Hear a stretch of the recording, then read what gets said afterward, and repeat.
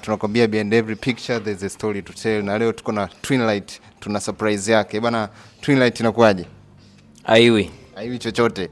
Hebu fungua surprise yako mzee. Kwa kweli na meni surprise kitu ni hatari. Actually it's my birthday, the 1st of May, siku ya wafanyakazi, siku ya kuongezewa mshahara makazini huko. Asante mama.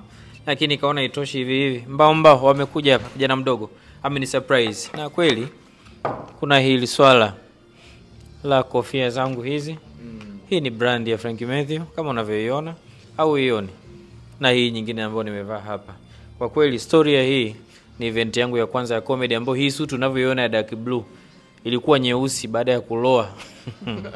Nililoa. Sorry bana, hiyo event yako ya kwanza ya comedy ulilipo ni ya bure, kwa nilikuwa naitisha sadaka. Njoo mtoe sadaka, watu wakaona sieleweki, wakawa wanatoka ukumbini. Toka nje nikawa nawarudisha lakini hawakuelewa. Kwa event ya kwanza ilikuwa na masaibu yake. Iligeuka ilikuwa nyeusi, niloa jasho pale. So unaona hii kwenye suti hapa nilikuwa sijatoa hata hivi vidude vya suti. Nilikuwa nadaiwa suti yenyewe. Waliniambia usipolipo nairudisha. Kwa hivyo iloanisha.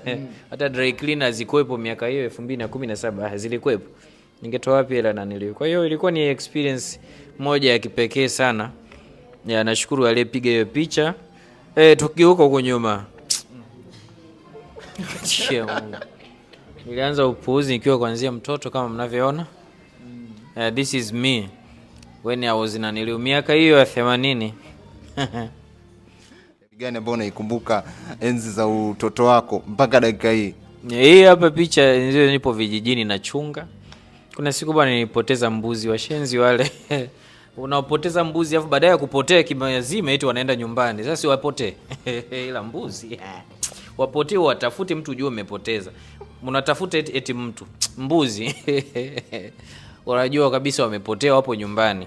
Unakuta nyumbani eti wametulia. Afu sasa baadaye kutulia wanaenda zao kujificha na wanachonga kabisa mchongo na babu, wanajificha eti ukirudi wajulikane hawapo.